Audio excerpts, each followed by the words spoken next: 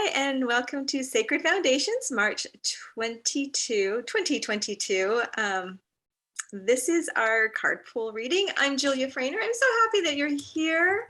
We are really excited to share this and would love to know what your thoughts are as you've gone through the months with us. So please be sure that you give a comment down below.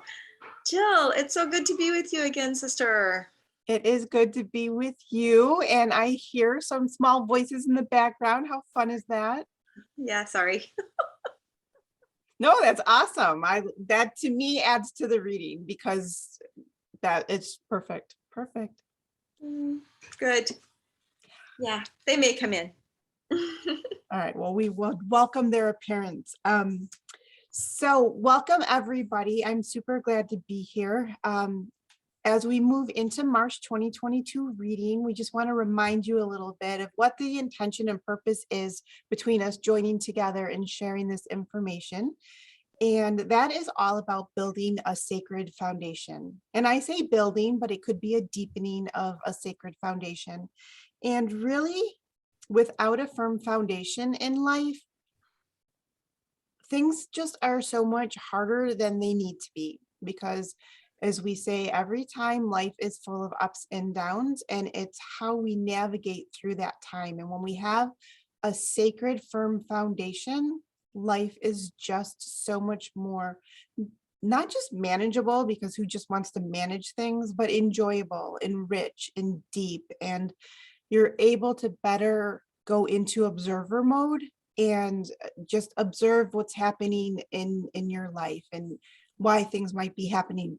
So there's that really just that nice sacred foundation. And it's just such a beautiful, beautiful thing to have that I found in Jules, correct me if I'm wrong, you have as well. Absolutely. Yes, yes, yes. All right, so we have been using primarily this 5-card spread. It's called the Cross of Truth. I didn't make it up. I can't remember where I learned it from at the moment, but I just want to give thanks to whoever created this spread. But if you can see my cursor, this is the first card, the second card, the third card, the fourth card, and the fifth card. And sometimes we look at each card individually as its message, but overall we want to look at it as an entire reading. And some of us will resonate with one thing more than another. So what Julia and I have been finding is working really well is Julia will give her interpretation of the cards that she sees and the intuition that she brings through and the insight. And then I'll go ahead and I'll do what I see. Oftentimes there's overlap, and sometimes there's different elements that each of us bring through, and that's just based on our gifts and the guides that we're working with and the intuition. Take what resonates with you, of course, leave the rest behind. And all right, we'll go from there. Jules, do you want to start? Yeah, Jill, thank you. So the thing, as you were speaking, a lot of hits were coming when Jill and I meet right before we actually hit record. We meet, we set sacred space together. We do a check-in, we set sacred space together, and then we pull the cards. And so, of course, I'm getting hits as she is right away. And I'm looking at this collectively. And so I want to say that as I'm looking at this collectively for those who come here to this space and place, also look at it for yourself. But as Jill was speaking, I was thinking collectively of the things that are happening in the world right now. And so I think inner goddess is so important for the current happening, so that she is present, she's aware of what's happening globally on the earth. She's aware of what's happening within our communities. She's aware of what's happening in your family. She's aware of what's happening with each of us as individuals. And so, and know that she does dwell within each of us, and there is this connection. So if you think of the great goddess Gaia and how connected we all are in this on this planet, I think that that's just really an important reminder moving forward in this read, that she's aware, and each of us are part of her. So allowing that comfort and support and that knowing that there is an inner goddess within each of us, men and women, divine feminine, and that the goddess has us as well, I think is really important. The second card, intuition, I was also mentioning to Jill, I was kind of giggling as the cards came up because the second is the new moon in Pisces. And a new moon in Pisces, when I was preparing for my Luna gathering, was all about intuition and imagination and dreaminess. You know, Pisces is that deep, watery sign. It wraps up the zodiac. So it has a little bit of all the other signs tucked within. And so I wanted to come into intuition, knowing that we've got this new moon and it's our desires. And Jill, correct me, two, how do we say it? I'm looking at this as desires, but card two is also known as what? So it's the hopes and fears cards, but it can, the other way it's described is how you really feel about the theme overall. So if the first card is the main theme, inner goddess, then the intuition card would be, what are your hopes and fears about that theme, and or how do you really feel about it? So I'm just gonna, yes, and I'm gonna go with the desires, the deep desires that we have moving into this month, the deep desires that you have for yourself individually, the deep desires that we have collectively. And honing in on our intuition is so key. Like, I feel so strongly about the idea that there are three sides to any situation. There's this side, that side, and somewhere down the middle is the truth. And we are down the middle, aligning with the divine feminine, divine masculine, aligning with the sky mysteries and the earth mysteries, aligning with the divine, be it God, goddess, both, source, whatever it is, and accessing that sixth sense within us, that intuitive sense. I love what the author of this card wrote. The deer tells you to trust yourself and be open to encountering a new adventure. And she also goes down later and talks about being gentle with yourself. Force isn't necessary. In fact, the intuition speaks at a very subtle frequency. So owning it, honoring it, and I invite you to be curious about a time when you later thought, I should have listened to my gut. I should have listened to that, right? Go back to what that felt like that you wish you would have listened to and feel into it, the knowing of it. The third card is in the helpful energy card, and this is imagine. This card to me is so very playful, and part of what the key words for this card is key. So our imagination is very, very powerful. Our imagination helps to inspire our intuition, and our intuition helps feed our imagination as well. Never underestimate the power of an imagination, of your imagination. I'm just going through her words on here. And I invite you, when you get this image, to maybe pause and pull up these images really close prior to hearing the reading, because there's so much fun in this card, so much to see. Those little, the little clouds that are around the sun are shrouded in lavender. And when I see that and I hear that and I read that, I imagine smelling lavender, which calms me right down, allows me then to go into my imagination. My imagination then is tied into my intuition. So imagining a better world than what's happening right now. Imagine the deepest desires that you can imagine and go into that. Go get creative with it. I do a lot with intuitive art and stream of consciousness writing and body movement. Huge here in this reading as well. So activating the imagination, again, also part of this new moon that we have coming up on the 2nd. The fourth card, catching fire. Now this could be the obstacle or the opposing card. And Jill, always correct me if I'm incorrect, but that's what I'm sensing this card is. And this is where the obstacle for me comes in is, I can get really dreamy and I can get going down that path. And all of a sudden I'm like, oh, that's ridiculous.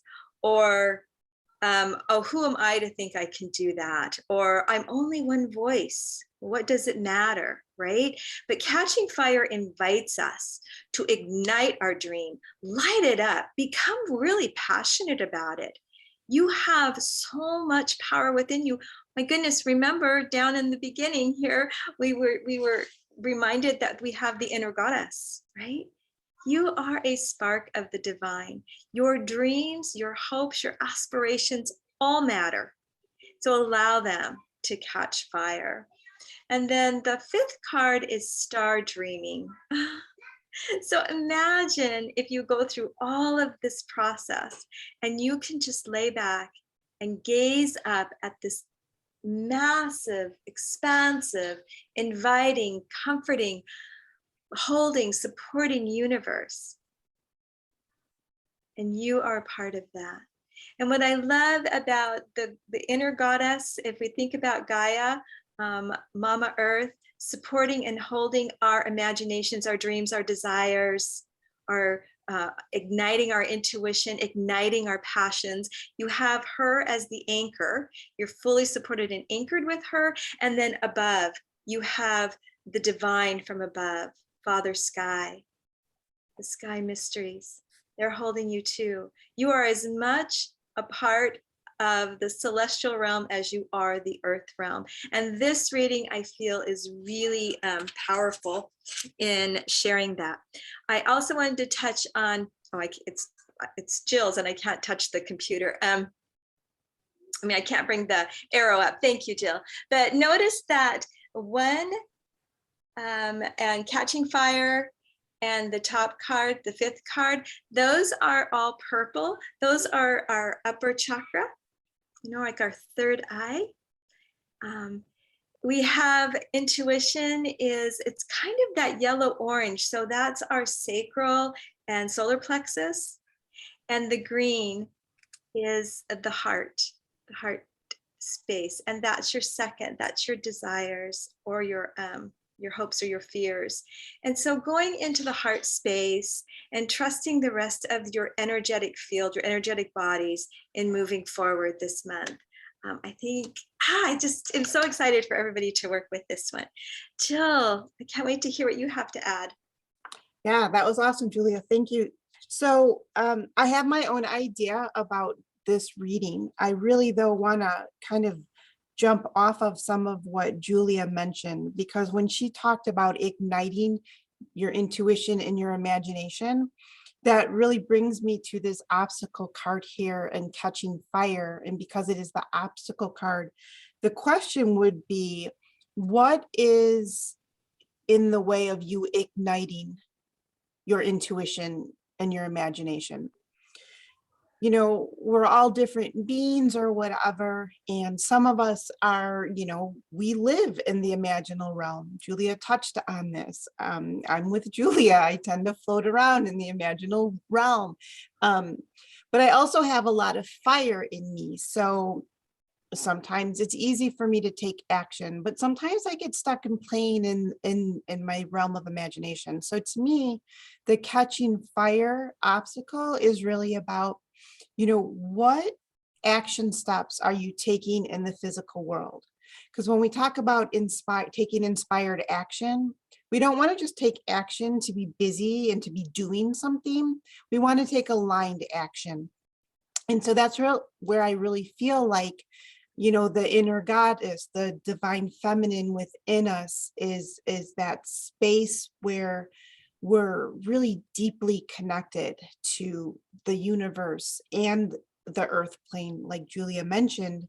But there's this really super, to me, high vibration to the inner goddess. It's just the truth of who and what we are and our embodiment. And it's just, if you're kinesthetic and you feel, there's just that really high vibration in the inner goddess archetype. So when you take that higher vibration with that intuition and then the imagination, the action part of it in the grounded physical world is it's a little bit denser of a vibration. So sometimes we get stuck there. And maybe I'm just talking about myself and this is my issue, but it's really allowing that movement and that action to go forward. So having said that, on the other end of the spectrum is people that are just so logical and so linear, and they don't really allow themselves this space to dream and to tune into their imagination and let their intuition speak with them. So if you look at the Catching Fire card, fire as a rule is a masculine, has a masculine type energy to it. So you've got, inner goddess, feminine here, the intuition and is more feminine of an energy. Not, male, female, masculine, feminine. I think most people watching this kind of get that anyway.